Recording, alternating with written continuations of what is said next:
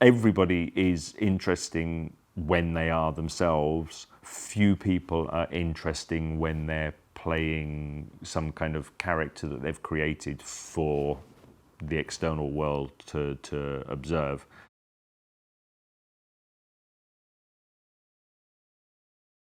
I'm not sure I can say that this is a rule for portraiture all the time, but for me personally, and I think for a lot of portrait photographers, portrait artists, the aim is to present people as interesting.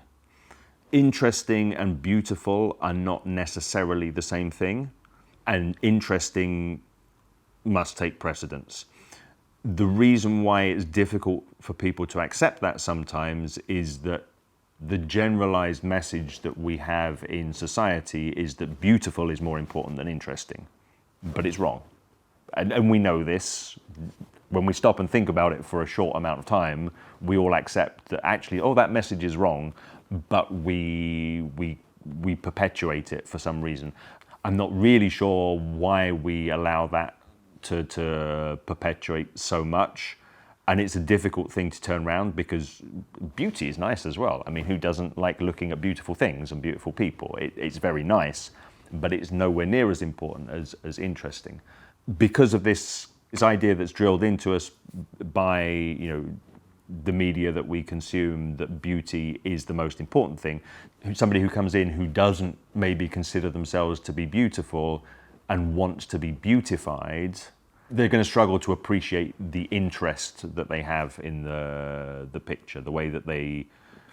It's more about the way that you feel rather than the way that you look is another way to think of it. So if I look at a picture of a person and my emotional response to that picture is that I want to ask this person a question, or I wish I knew what they were thinking at that moment, that has much more value than, oh, that's an attractive person, that's pretty.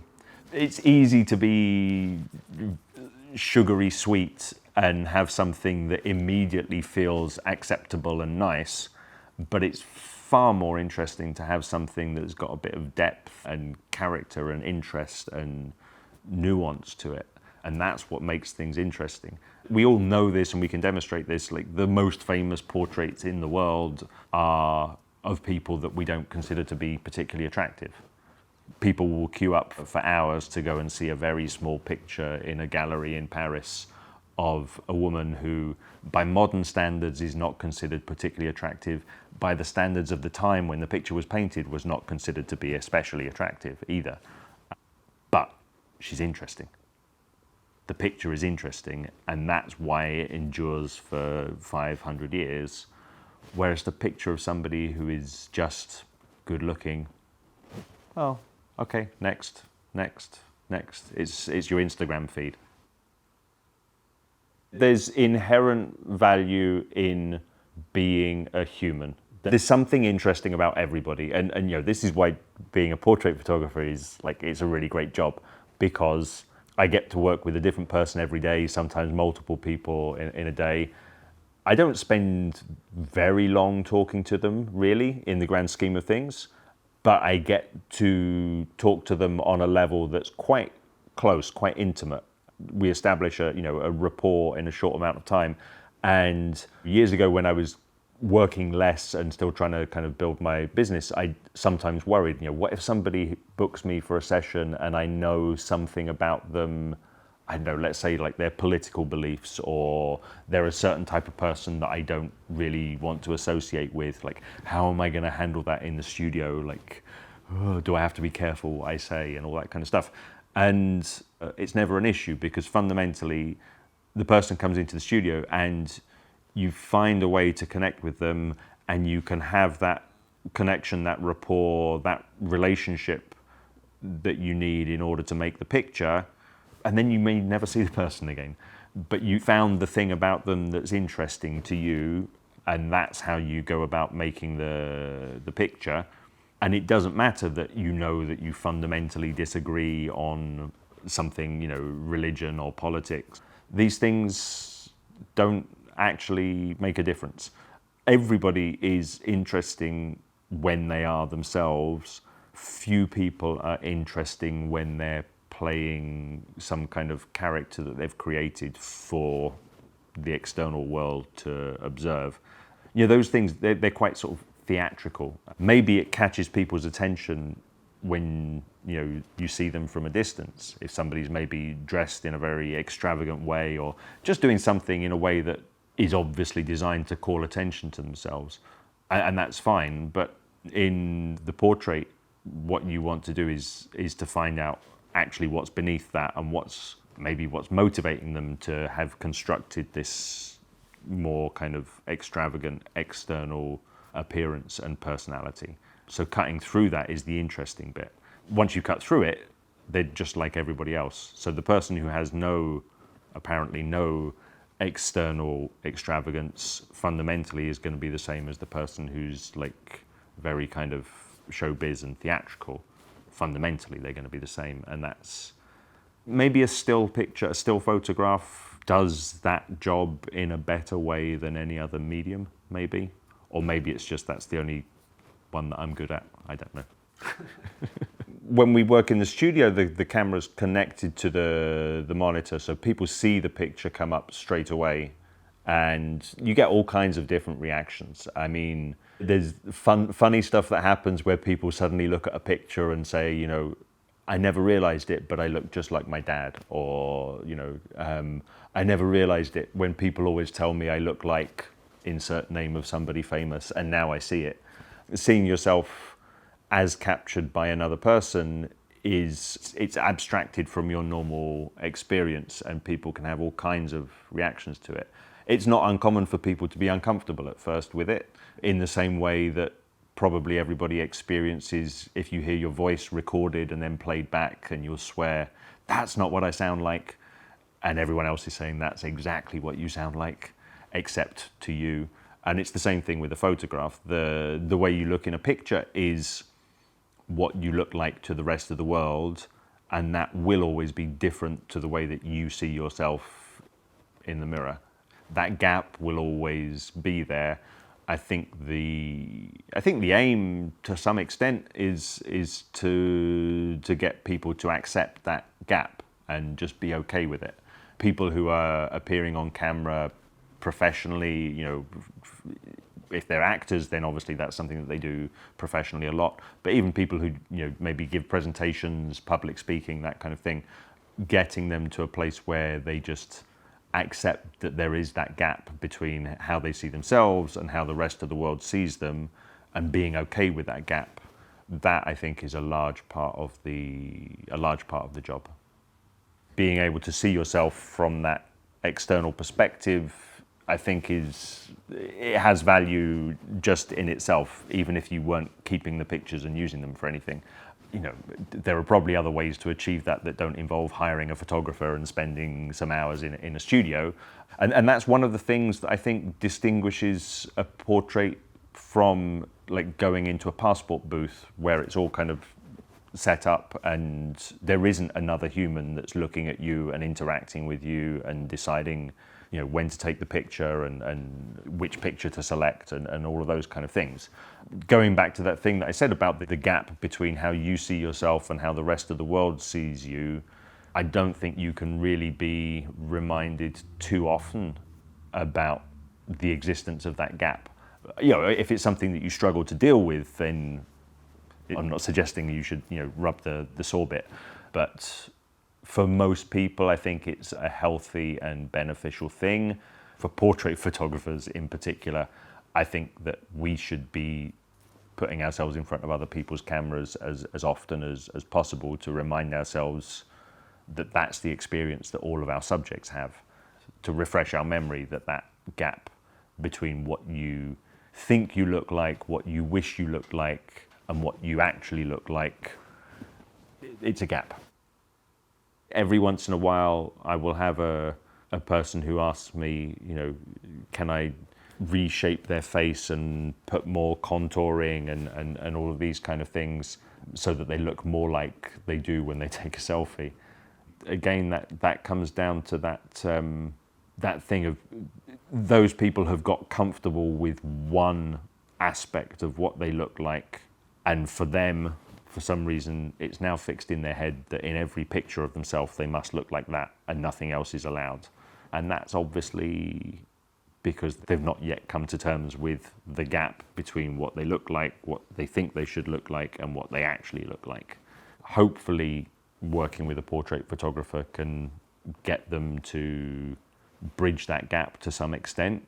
And if they're aware that that's what's happening, if the photographer explains to them that that's what's happening and they're willing to give it a go to get over that, then it almost certainly can happen, can help. But you can only go so far with somebody who's not willing to bridge that gap. So the idea of finding that moment when people are just being themselves is, I mean, it's everything, right? It's a paradox. It makes perfect sense, but it's also kind of counterintuitive at the same time, because if you're doing nothing, then you are just being yourself. The main thing is that when you point a camera at somebody, when you put them in front of, 2 kilowatts of light, they freeze, they get self-conscious, their mind goes to all of these things that they don't normally on a daily basis think about of, does my mouth normally feel that way? Are my ears always this warm? I'm not sure. And they get caught up in all of these thoughts. Those things are generally not very engaging to look at. The process is usually about distracting people from the fact that they're having their picture taken. The best way to do that, I find, is to engage them. And as soon as you're engaged in thinking about something and talking about something, you kind of forget the self-consciousness and then you become your normal self. And that's where the best pictures are made. Sometimes during the process, I'm very aware that the person's attention is not fully connecting with the camera. At that point, I'm trying to anticipate when their eye line is going to come back. And a lot of that is based on just human behavior. I'm getting self-conscious that I'm doing it now, understandably. So if I ask you a question that requires you to think, not consciously know that you're thinking, but just to engage your brain before you answer, it's very common that people will do that with their eyes going up or going down, then say the answer, and then kind of look to the interlocutor for some kind of confirmation or reaction. So if I ask you a question that has a one-word answer and your attention is bouncing around all over the place, I'll set up a series of questions with one-word answers, and I can work from that to see what your rhythm is. And then I know when you're going to be looking at the camera.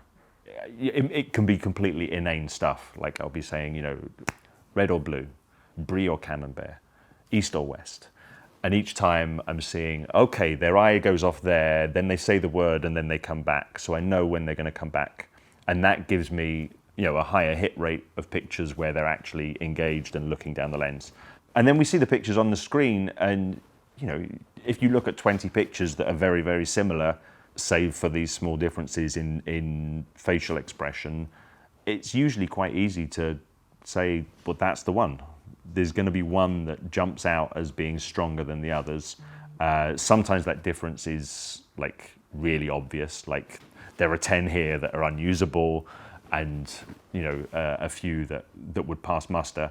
Sometimes it's a bit more subtle than that, and that's when you get into, okay, that's a great picture, but probably not for this application, because you look kind of too intense for what we want to do.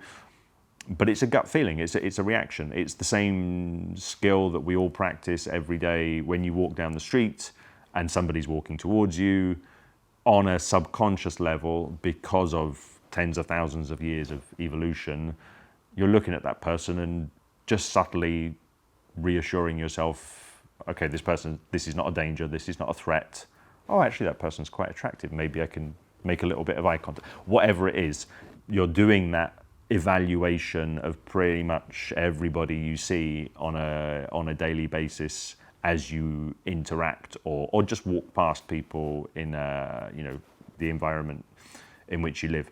That idea of evaluating faces and reacting to them as, it's not just the face, it's the whole body language, but the face is where there's the highest concentration of information. We all do it all the time, we're all experts at it. the photographer is the expert at doing it in the abstract, with the pictures not being actual real people, but being frozen 2D images, but it's the exact same skill. To try and select the work that means the most to me, or is my favorite or my best, that's always a very loaded question, because there's lots of different ways that you can approach it. This is what I do for a living, it's my business, so I can think in terms of the pictures that have been most successful for me financially. I can think about it in terms of the pictures that have got the best reception from the public. I can think about it in terms of the pictures that have meant the most to me because of the moment when they were taken. Like there was just something a bit more special about the connection that I had with the person in front of the camera.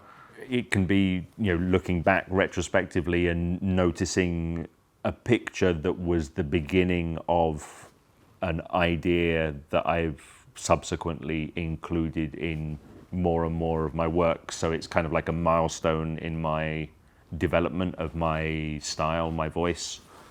I think those are all reasons why a picture could be important to me.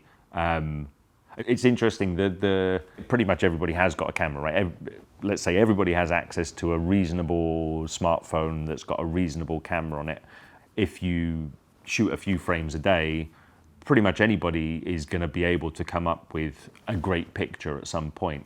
As a photographer, celebrating a picture for just its greatness as a picture maybe doesn't mean that much. Maybe it should, maybe it shouldn't, I don't know. So I think really it's going to come down to the stories behind the picture when I'm selecting the work. And I don't think that that is important for the people who are viewing it, because it doesn't really matter. So if there's a picture that is a milestone in my development, does that matter to a viewer? Probably not. Does that matter to a client? Almost certainly not. It matters to me. Beyond that, I don't think that's of any great value. There is satisfaction, of course, when a picture that is important to me for some reason also happens to be well received, and even greater satisfaction if it also brings me, a good payday. That's always satisfying. It's not like that's an aim to get those things to match up. I guess the biggest satisfaction during the shoot process is when there's a person who's particularly resistant. Maybe sort of consciously, and they tell me that. Maybe they don't tell me that, but that's just the way that they behave. And there's that process of trying to find the way to break through and get them to trust me and allow me to take the picture. Yeah, I mean, I can think of several examples of that. Almost always comes down to that thing of the gap, the self-acceptance gap, the difference between what they think they look like and what they actually look like. Just getting them comfortable with that difference and then being able to take the picture. That's one of those ones that stands out for me, because when we took that picture, she wasn't here to make that picture. She came to the studio as part of a project that I was working on just after the first lockdown. I was going to make a series of portraits. Jen and her husband came to the studio, and I didn't know them at that time. I didn't know that they were a couple. There was a kind of pre-arranged style that the portrait was going to be in, and we shot that. And I just found that she was very comfortable being on camera, so I just decided to shoot a few more frames. Yeah, I changed the lighting setup, switched most of the lights off, just left one on, and got this picture. And it's one of those things. It feels like a moment where she knows she's in a studio and I'm pointing the camera at her, and she's not even engaging with it. It's totally comfortable that that's the setup. And it's got a lot of that introspection, I suppose, about it, which is a theme that I come back to a lot in my work. And I suppose from a technical point of view, the lighting style, the shallow depth of field, the depth of the shadows, her hair is almost completely black. The shadows down the camera right side of her face and into the shoulder are really deep. So we're really drawn into the front of her face. That expression, that pose, the very soft light enhance that whole feeling of it being very gentle and still and quiet, I suppose. And that's interesting that I've gone to that one now, because yeah, that's a one light setup. I very often use many more lights than just the one, doing more complicated things to kind of either to create an environment for the portrait, or to carve out the features on the face, or highlight or diminish things that I find interesting or distracting in the face. From a technical point of view, there are things like this that are interesting to me, because when you're working like this with long exposure and movement, there is an element of randomness, which as an artist, introducing an element of randomness is an interesting thing to do very often, because you can't have full control over what you're going to get. And when things line up like this so kind of perfectly, that's a very satisfying thing. And you know, I mean, I'm pretty sure I will have enhanced the camera right eye in post-production here, just to make it a bit more apparent, giving it a bit more contrast, because that would probably be a little less apparent in the original capture, given that she's moving quite quickly. But yeah, that sort of technical thing can be one of the reasons why a picture is satisfying to the photographer. And again, I don't think that has any bearing on whether a viewer finds it satisfying or not. I don't think it should do. I'm pretty sure it shouldn't. This is a picture that I absolutely love, to the extent where that's my Instagram page, that's my screensaver on my phone. So I really love this picture. Is perhaps more representative of my body of work in general, in terms of the color, really. There is that idea of quiet. I think that that's interesting to look at, because that comes back to that idea of when people are in front of the camera and they do, you know, it looks fine, okay, or somebody who does a lot of selfies and knows that that's their best angle, and if they just put that little bit of tension in their eyebrow there, then they look kind of cool or whatever. It's all well and good, but it's not that interesting to look at, because it's not authentic. It's not really them. When you are engaged in thought, you forget about what your face is doing. And when you forget about what your face is doing, your face does what it's designed to do, which is to communicate to the outside world what you're thinking and feeling. So when somebody is comfortable enough that they allow you to take a picture of them while they are in a moment of introspection, then you know that that is actually the real person, and therefore that's always going to be interesting to me. Maybe ultimately that's just down to something about me and how I see myself. I think a lot. So maybe, yeah, looking at pictures of other people thinking is something that's interesting for me.